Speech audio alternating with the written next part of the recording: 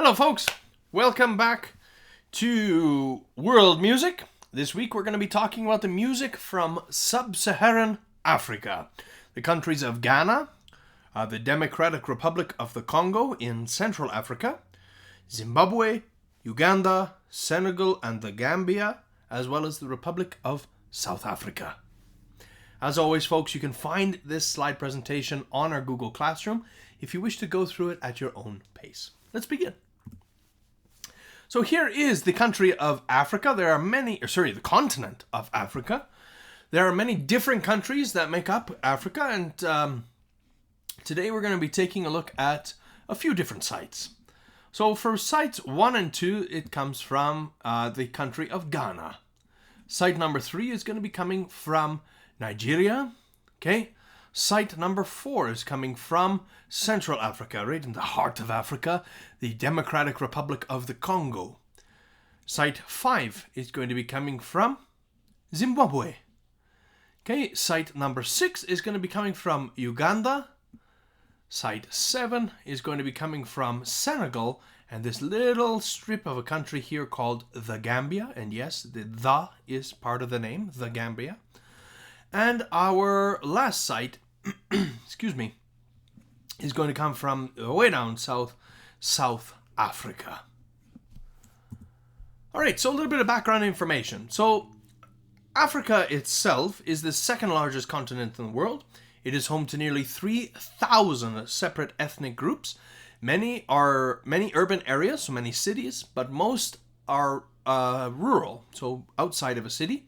And they don't have much infrastructure in terms of buildings, roads, and utilities. Farming is the primary occupation in Africa, especially when we're looking at Sub-Saharan Africa. So up here, okay, this is the Sahara Desert, it's all desert. The majority of the African people live down here in Sub-Saharan Africa, where it is much better climate, less hot. Okay, there's some very large mining companies, especially in South Africa. And the continent, just so you're aware, is divided into 3 separate zones. The Pan-Arabic zone, which is right around here, okay, the Egypt area. We also get the Sahel zone, which is dominated by the Sahara Desert, which is right here. Okay, and then we have, obviously, Sub-Saharan Africa, sub meaning south or below the Sahara Desert. So, African beliefs. The idea of the collective community is the social focus. The individual is not really thought of. It's everything that everybody does for the most part in the African continent is based on this idea of collective community, where social identity, okay, everybody in the group is valued over the individual. I am because we are. In smaller villages, everyone is considered part of the same family, whether or not they are actually related or not. Kind of like in our school, right?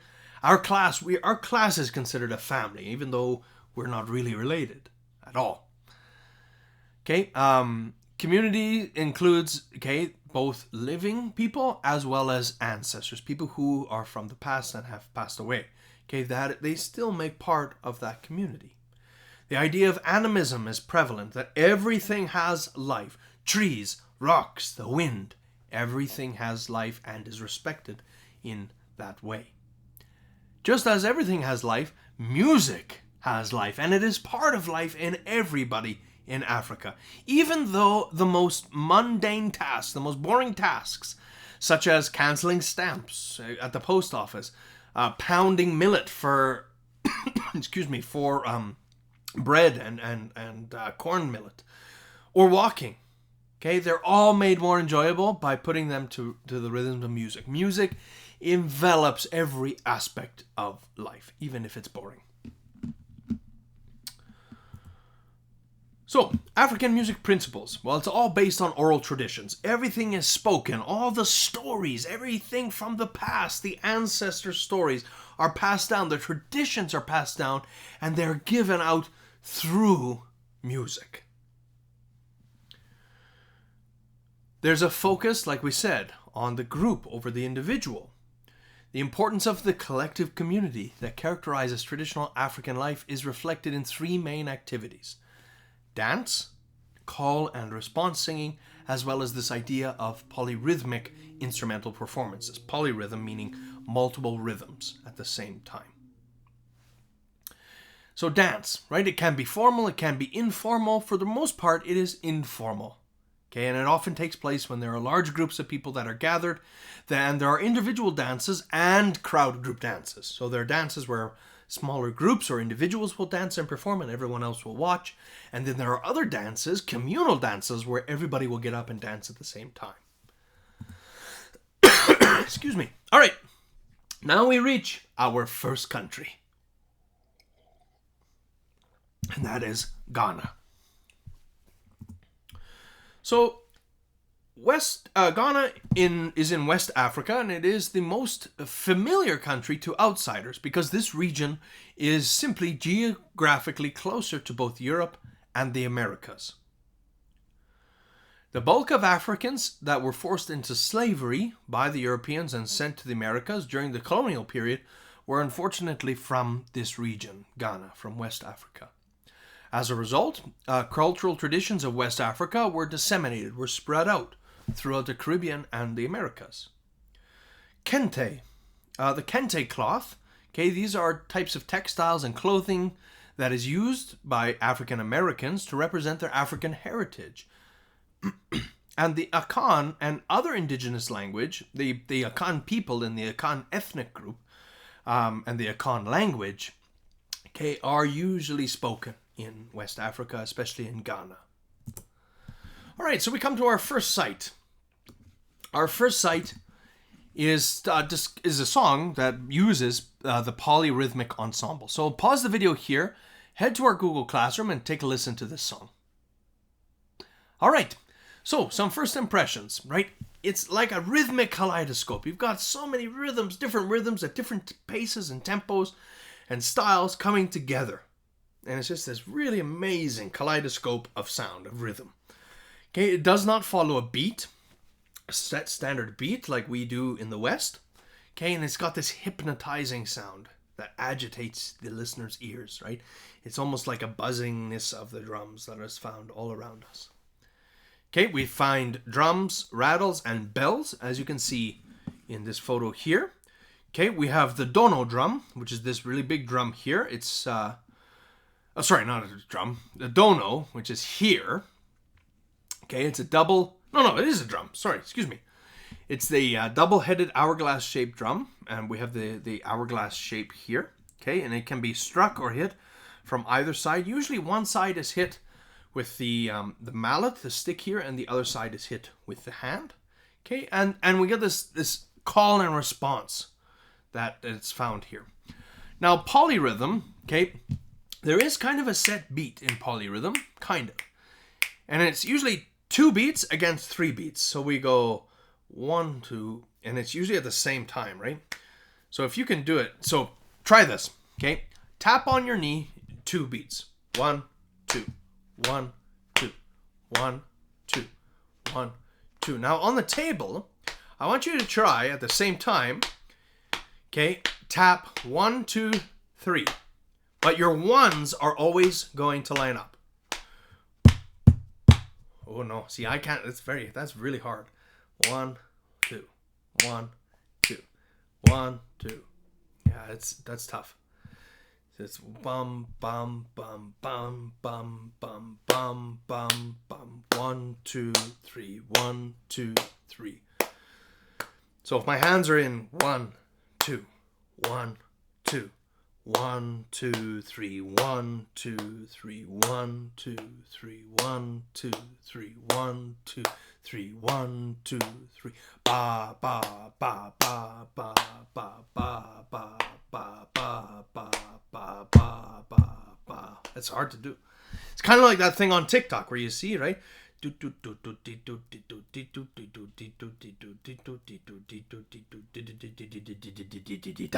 very hard to do. All right. So polyrhythm. Let's talk a little bit about it. Okay, it's an overall sound. It's rhythmically dense. There's lots of beats and things happening. There's not a lot of silence at all. Okay, simple individual patterns. The complex combines into the whole. So when everybody's playing, it becomes very, very complex. Right? And just like we talked, it's 2 against 3 cross rhythm. Okay, in your left hand, you've got 1, 2. Right? 1, 2. 1, 2, 3. 1, 2, 3. 1, 2, 3. 1, 2, 3. The ones line up. Okay? Or you can think of it as this, right? 1 and 2 and 3 and. So if it's, right? I guess 1 and 2 and 3 and 1 and 2 and 3 and 1.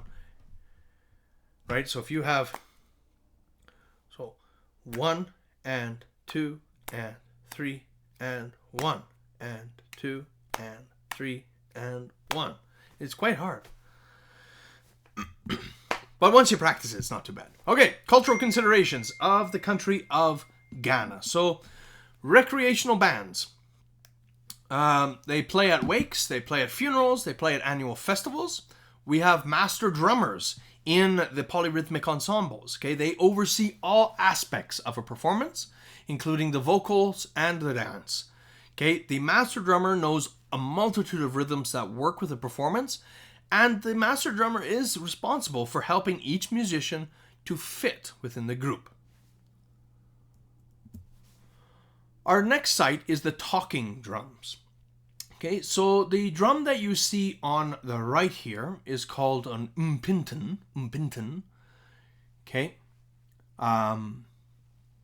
The impinton is the drum group that uses these drums. These drums are called the atampan. Okay, they are a pair. There's usually 2 of them. They're very large. Okay, really large. They're usually tilted over and then played on a stand.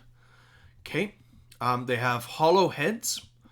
Okay, with some kind of animal skin that's typically stretched across the head here. Okay, and it's usually antelope skin. So, pause the video here, have a listen to the talking drum piece. Alright, welcome back. So we get this mimicking sound, right? We call them talking drums because when someone is talking, so they'll say something like this. Hello, I am here today. How are you today? We get this talking sound. It mimics the vocal ranges as someone is speaking. So, some cultural considerations. Drums give words more power. Talking drums, right? Praise drumming, right? The talk drum performances often occur to honor someone of royal lineage or to praise a powerful ancestral spirit. Okay, we get this idea of the proverb performance, performing usually from the Bible. Missionaries came over, excuse me, and provided Bibles to many people in West Africa. And so we get this idea of the proverb Bible, that someone would read passages in the Bible and they would be interpreted in the drums. And as you can see in the background photo here, there are drums here, especially the dono drum. Okay, you can see the dono drums, the smaller ones. Okay, they are all spread out, tied together, but they're all of different sizes to give us different pitches. Just like when we talk, our voice has different pitches. Each word has different pitches as we talk. And so the more drums you have, the better able you are to get that pitch that is very similar to the way someone talks. So here's just a couple of things. Greetings to those present and the actual drum language glorifying the king of Denkira. I am not going to, well, you know what? I'll try. So, me ma mo atena atse, nananene umpanimfo, uara duam tanani, enanom ne agianam, ne anwanam a yawa, yigwe me asona, saata weneka yifa odiifu, boa amponsem, den kira hene o. Odo mankoma kierma mano unko. I welcome you, Nana and his elders. Mr. Chairman, mothers, fathers, and brethren were here gathered. The response of my greeting is asona. This drum language is about Odifua Boa Amponsam, king of Denkir. Creator's drummer let it go. And so the drum would repeat, not the English, but they would repeat the phonetic sounds that we speak. Me mamo atena ase, nana ne ne umpanfino.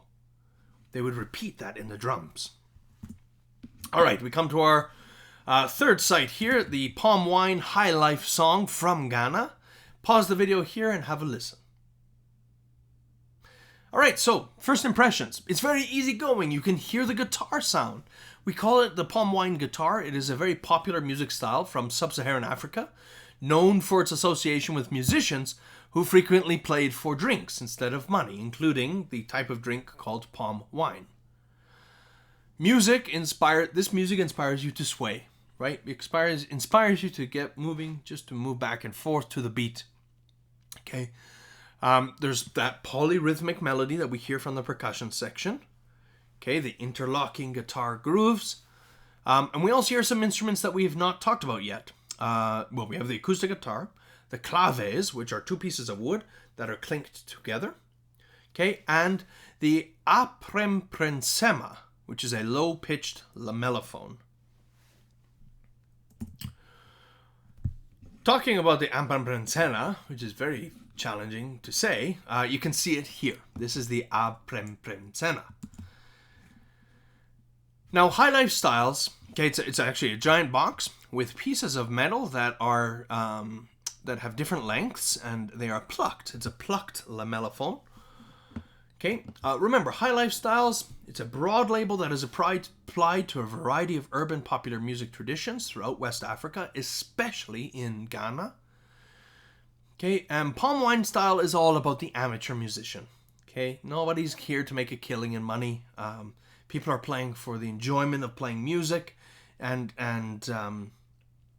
usually performed by lower class audiences. Like I said, who often pay the musicians by simply buying them drinks like palm wine, which is an alcohol made from fermented palm tree sap. All right, let's move to Central Africa, the Democratic Republic of the Congo, which really is in the heart of Africa, right dead center. It is a rainforested country. It's exceptionally dense in its growth of the rainforest. Okay, and there's this ethnic group of people who live in the Congo called Pygmies. Okay, they are nomadic, egalitarian people, where every member of the Pygmy society, okay, is considered equal. Nobody is above one another. And just so you're aware, Pygmy is a general term that describes the many ethnic groups of the forest dwellers in the rainforest in Central Africa. Many of them live in villages and farms, and they interact with surrounding ethnic groups on a daily basis. The cultural group that we're going to take a look at are called the Umbuti. Okay. So, Pygmy music. What is it? What does it entail? Well, pause the video here. Have a listen to the Pygmy music found. All right, so some first impressions. We get this interweaving hoots and hollers type sound. The vocalists are singing yodels and clapping. Okay, few instruments are heard in Umbuti music. It's mostly vocals. Okay, sometimes you can hear flutes or rattles and clapsticks. Okay, or even small drums sometimes.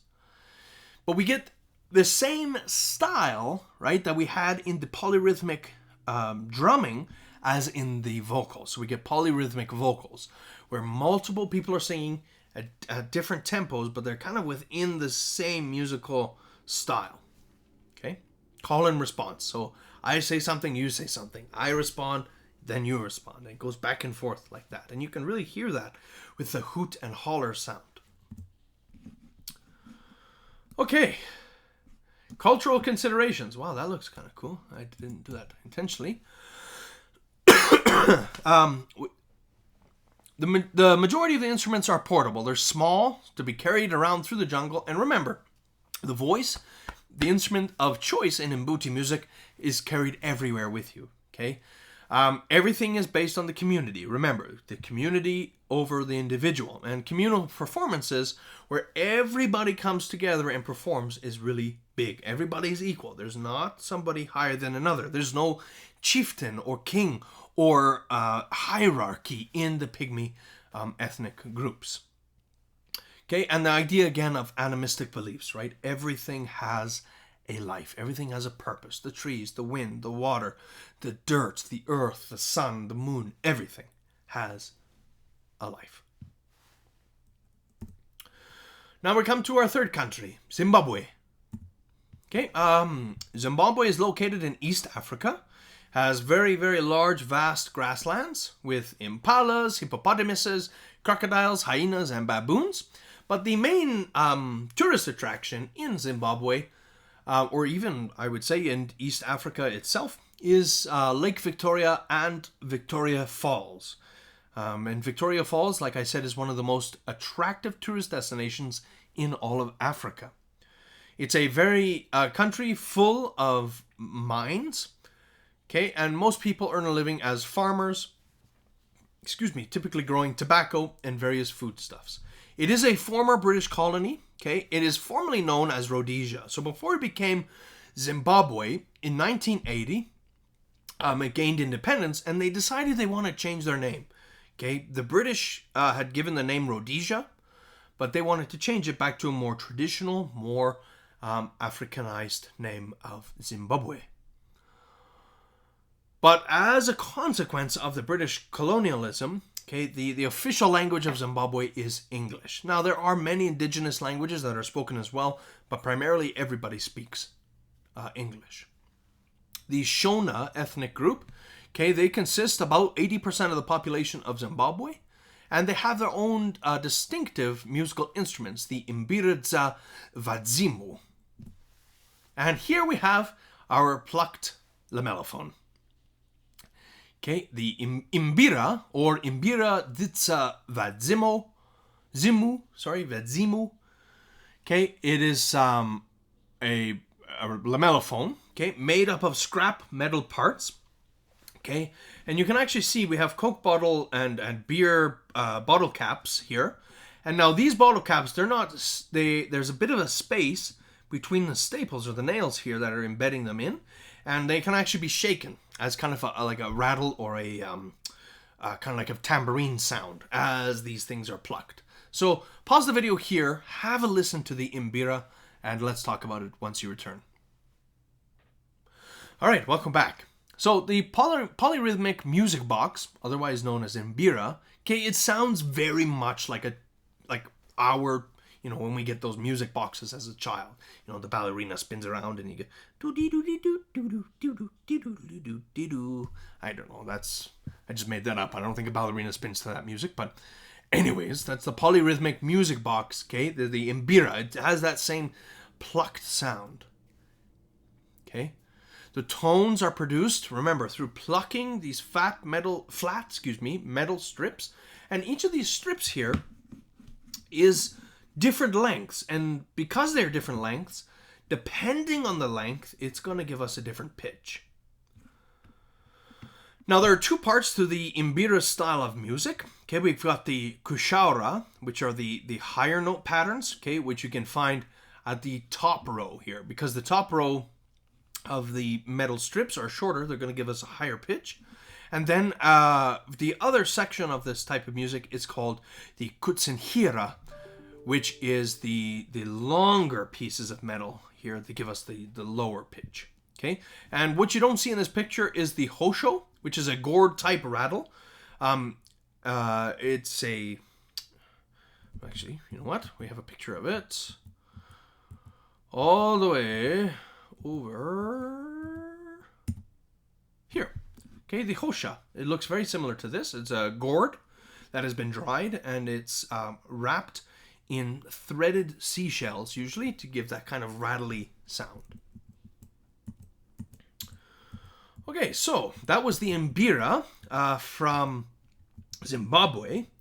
Now let's take a listen, or let's talk a little bit about the cultural considerations of Zimbabwean music.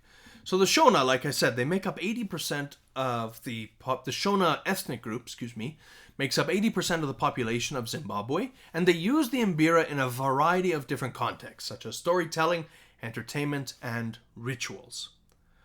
Okay, the music of Zimbabwe, of the mbira especially, is protected property. It's protected by spirits, and it is actually protected by Zimbabwean law that people are not supposed to play mbira-style music in a disrespectful manner.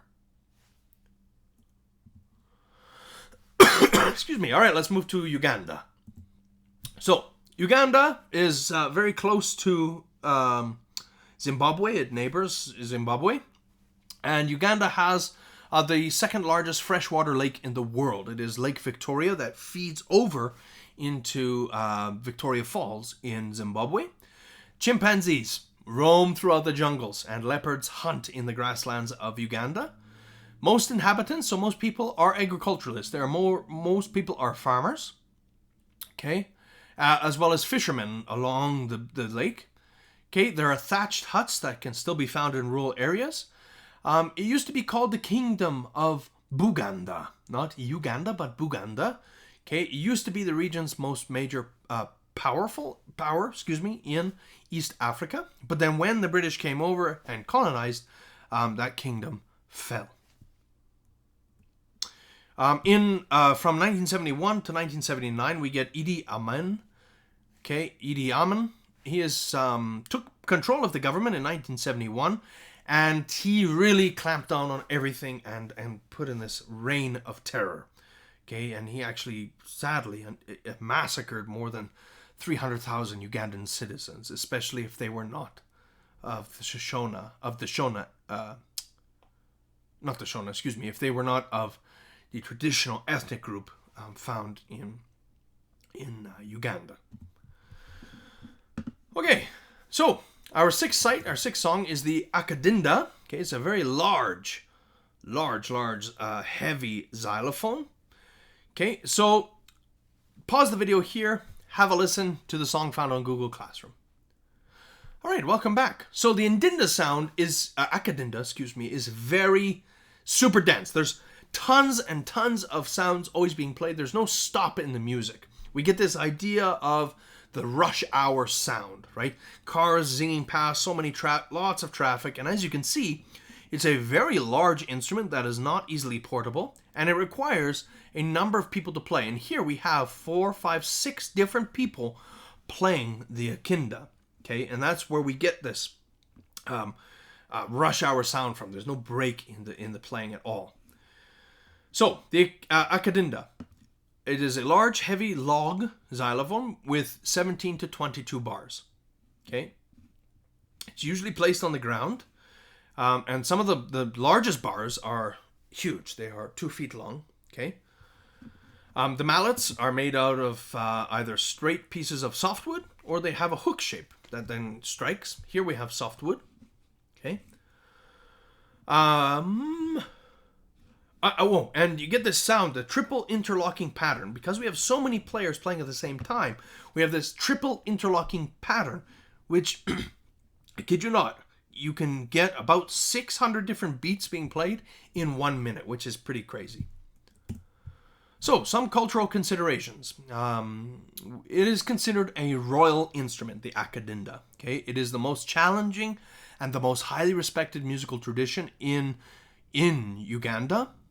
Okay, and it was associated, before the British came and colonized, it was associated with the king, the Kabaka, of the Kingdom of Buganda.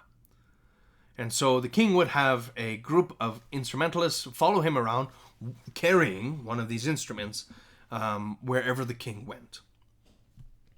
There are other different types of log-based xylophones, okay, the balafon, the timbila, as well as the amadinda. Okay, the balafon is found in West Africa. The timbila is found in the country of Mozambique. And the amadinda is actually found throughout Sub-Saharan Africa, but it's much smaller. It only has 12 keys. All right, now we move to Senegal and the Gambia. Excuse me. So the Gambia is a very small country. It's a sliver of a country that is embedded directly into the larger country of Senegal. Okay, they are both former French and British colonies. The Mandinka ethnic group makes up the majority of the people in both Senegal and the Gambia. And Jali, the Jali type music, is based on oral traditions, as we discussed. And Jali is a poet, okay, the person who sang, and a praise singer who tells the stories based on oral histories, okay, based on not written down histories, but histories that have been passed down from generation to generation orally through speaking and listening and remembering. So, the Jali with Kora. So the Jali is this gentleman here. Okay, he's the poet. He's singing. The Kora is this very large instrument here. Okay, pause the video here. Have a listen, and we'll have a conversation in a second. So the first impressions. Okay, we get this churning underlying harp, and that sound is made from the Kora. Now the Kora, okay, is constructed of a very large resonating chamber, a calabash. Okay, this thing here, a calabash. It's a very large gourd. Okay, that is dried out.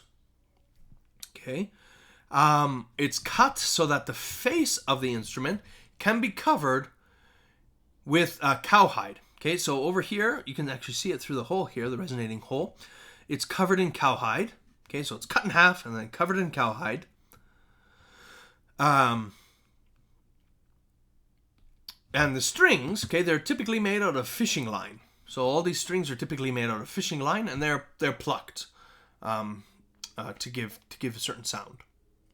Okay, there are two distinct sections of this music: the kumbengo, okay, that's the steady repeated pattern that you hear in the recording, as well as the birimintingo, which is the solo, the actual melodic part that happens over this. Okay, and there's some singing that goes along with it. There's no percussion, just the Jali, the poet, the singer, and the Kora instrument. Some cultural considerations. It's praise singing, right? So this style of singing, this form of singing, is found in very cultural belief practices.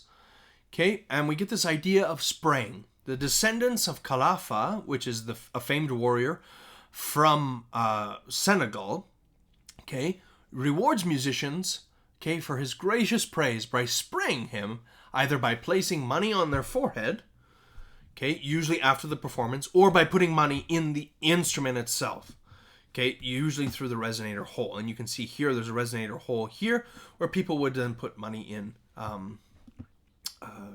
to give thanks. Okay, this is very important for the income of the musicians, but also for the well-being of the community. Right, this style of music really is based on their community practices. So the griot is what we call the modern-day jali, not jail. Excuse me.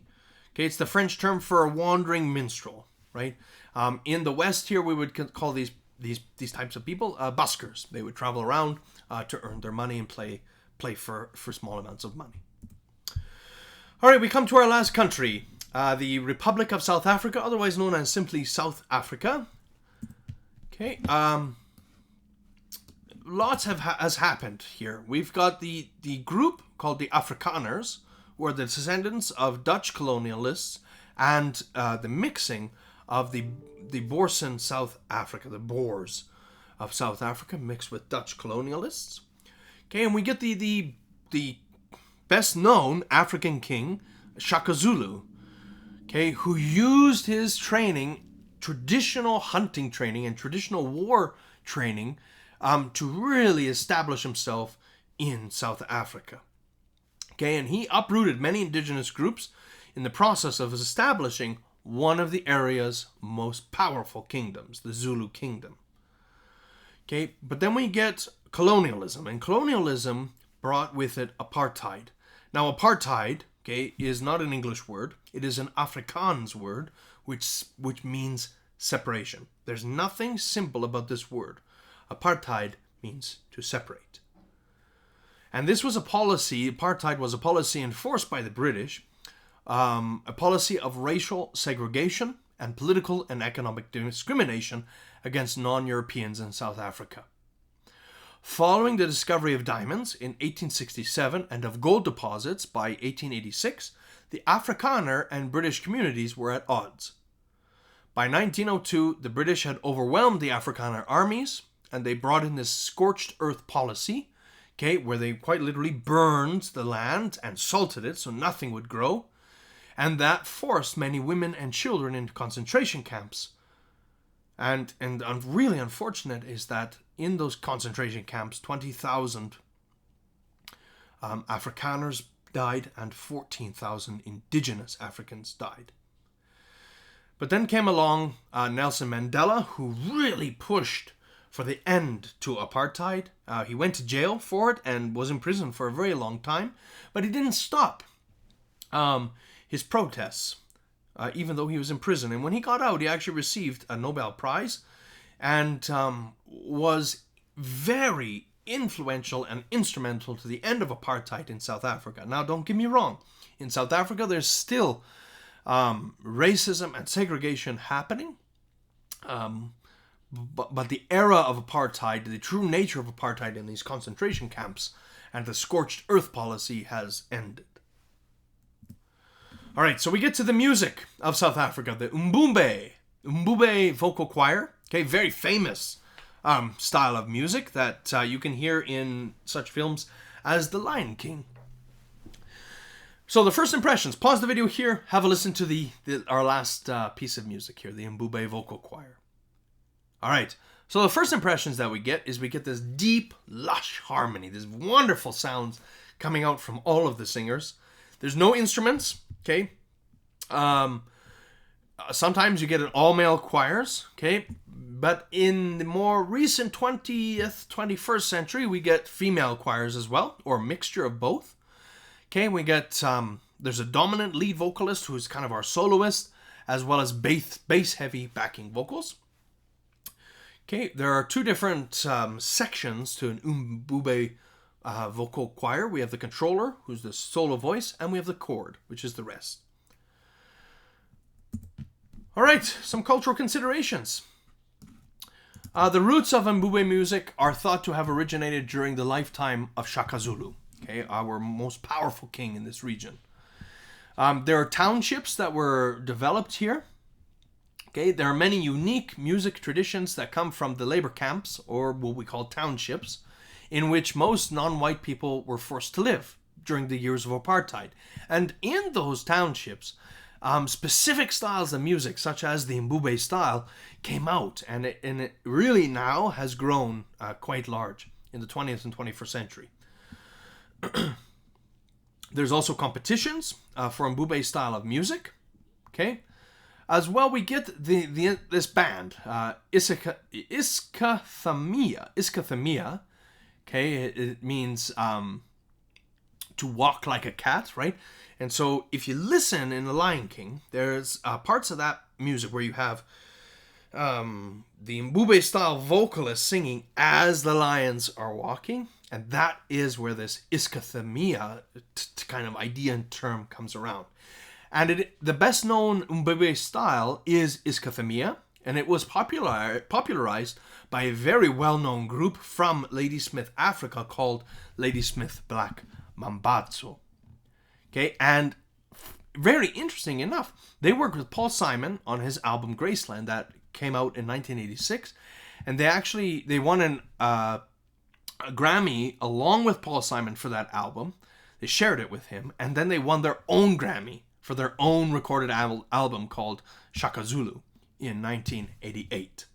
And here on the right we have the group Ladysmith Black Mambazo. So I hope you enjoyed this presentation. It was quite interesting, quite in-depth, a little long. But thank you very much for listening. As always, if you have any questions, please feel free to ask at any point in time. And don't forget to answer this week's discussion question. Have a wonderful week ahead. Bye for now.